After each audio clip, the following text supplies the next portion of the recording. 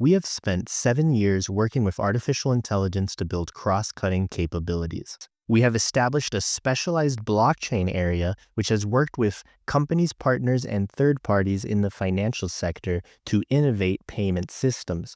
Long gone are the days when Bancolombia would open a nice big physical branch down the street, and now Grupo Cibest is already offering some of the most cutting-edge financial products, and as I'm about to show in today's video, a dominant powerhouse in the Latin America and Caribbean regions. Welcome to Value Validate, the channel where we validate value investments suggested by our Sage Seeds artificial intelligence. This is a Sir John Templeton-like pick, easily one of the greatest value stocks in emerging markets right now. Let's dive in so that your wisdom can blossom. This video is intended for educational purposes. Opinions made by me or the Sage Seeds AI are not investment advice. Starting with some light reading, a short article from Insider Monkey, very much the sort of thing that potential investors in Bancolombia might be reading through. Among the best performing bank stocks so far in 2025. Banking and financial services companies are taking more chances and investing in growth, especially in AI.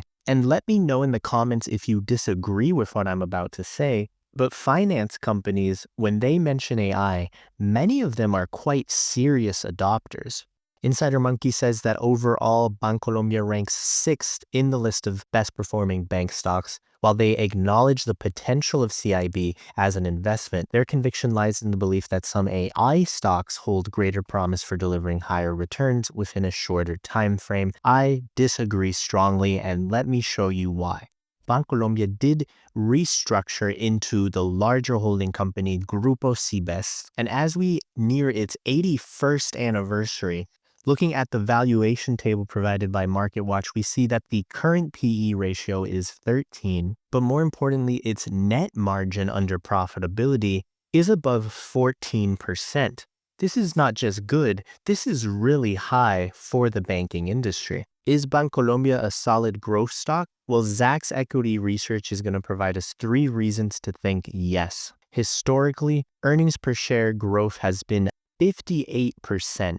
Its cash flow growth has been a still impressive 8%, and something that Zacks Equity Research likes to focus on, analyst earning estimates do get revised upward more often than not, but actually only by a 1.6% over the past couple of months. And so this is a very fast growing, very profitable bank that analysts have already noticed. And so the expectations are already baked in. Or are they?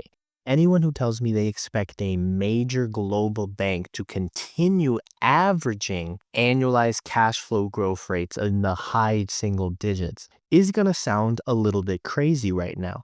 Banks at this scale typically do not generate this. For example, both JP Morgan and Bank of America, both of them have had slightly negative cash flow annualized growth over the last 5 years. Now, it's been swinging quite widely, but it is on an annualized basis very low, if not slightly negative.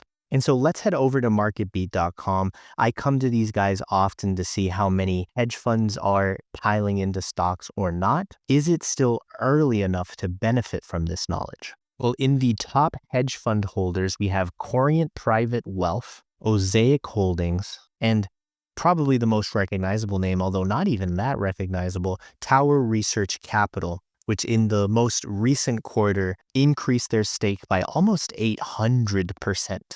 Now, none of the usual big names are here. I think the point I'm trying to make is that none of these hedge funds are particularly well known or big. And most importantly, you might be noticing that we're missing Vanguard. And that is very much because Grupo Cibest is a pink sheet stock, not listed in any US index. In fact, the only widely distributed ETF that includes Grupo Cibest right now is this one, the iShares Core Emerging Markets ETF. Way broader of an ETF than average. I mean, this is not even centered on financial services at all. The ETF has over 2,600 separate holdings. With that many holdings, it doesn't even matter if it's equal weighted or not. But taking 113 billion, dividing by about 3,000 or so, And for each one holding, there's only about 40 million from this ETF being attributed to each individual holding. Now, I know 40 million is a lot of money, but compared to Grupo Cibest's market cap in the billions and billions, it means that passive investors don't even show up on the market beat top 5. Therefore, saying that Grupo Cibest has already been over-invested is something you really gotta figure out carefully because of the structural decisions of where this market exists. I would argue the market for Grupo Cibest is like a little oasis out there, a place where serious value investors like us can actually find very little dumb passive money. If you do the work to learn about this large successful company, you'll be buying and selling with only other people that have done that work too. But as it happens, Bancolombia, the subsidiary now, is looking far beyond the North American financial markets, starting to develop a name for itself in places like Singapore. Bancolombia delisting its debt notes from the New York Stock Exchange and listing on the Singaporean exchange instead. The last official trading day of these notes was August 11th, 2025. And as the very first major listing of financial debt in a major Asian stock exchange, the rebranded Grupo Cibest is being rapidly introduced not just to investors in Latin America, investors in the US, but also to investors in Singapore. It is not at all this simple, but since mid-August, you can kind of see a bit of an acceleration in the stock price, steadily increasing. This ticker is showing up on the desk of more and more professionals across Asia. And there's a very good reason to think that professional Asian investors might appreciate Grupo Cibest's corporate strategy a little bit more than North American professionals have. Coming straight from their latest annual report, at Bancolombia, we are partners with governments at various levels. We supported 1,080 what are called territorial entities. In 2024, this segment of the loan portfolio grew by 32%. These are the sorts of projects that, I'll be blunt, you just simply don't see in markets like the United States, but that are remarkably common and well understood in Asian markets. For example, Bancolombia fully funding the Phase 2 of the Bogota Metro, which benefits 2.5 million people across 4 areas of the capital city, as well as a nearly $500 billion Colombian peso loan to strengthen the educational infrastructure in Cartagena, another major Colombian city. The business of loaning local governments the money for public infrastructure projects is sometimes labeled socialist or even communist, even though that bias is too simplistic in my opinion. Out of the 250 plus countries on the planet, governments rely on their best companies in nearly 99% of all those countries, no matter where they fall on the communist or free market spectrum. Countries like Colombia, El Salvador, to a lesser extent Guatemala and Panama, can absolutely maintain free markets while also juicing up Grupo Cibest's corporate profit margins by bidding for their services. Take a look at this paragraph. Beyond credit, Grupo Cibest provides financial solutions that enable the management of over 10 trillion pesos in tax collection. We're talking about a company that is so high-tech in their market that the government is asking them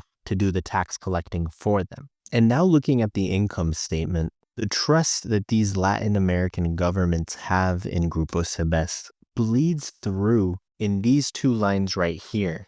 Their total interest received and their interest expenses, even as total interest received slightly decreased. Despite an increase in loans, the total interest received decreased because interest rates were decreasing. Yet interest expenses, the cost that they pay on deposits in order to loan that money in the first place, decreased even faster by more than, is that right? More than 13%. Meaning that banking is one of the few industries when you can see top line numbers reasonably decline. Yet here the net interest margin actually increased.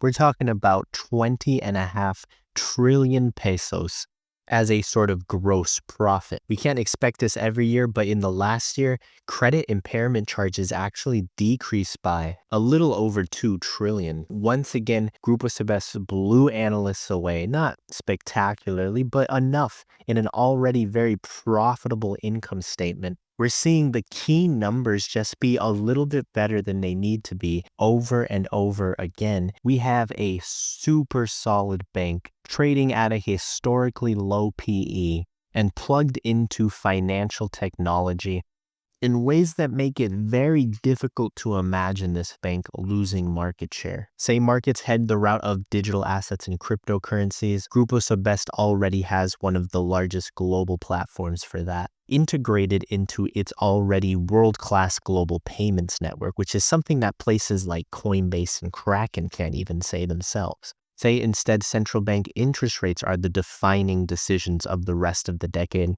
Well, you're going to want a diversified country mix, and I challenge you to find a global bank that is as diversified in a country basis as Grupo Cibest already is. Anyone trying to diversify their country risk will only be paying catch up at this point. Usually this type of profitability never comes as cheap as this, which is why this financial services business has made it onto our radar. It's available in public markets. That is, if you are interested. Let me know your thoughts around this or other banks in the comments below. Fall 2025 has very much leaned heavily into the financial services sector. Financial services has been pretty common in value lists the last couple of years, but that has not always been the case. Do you guys think this will be the last month we see a bank or FinTech stock as the monthly recommendation?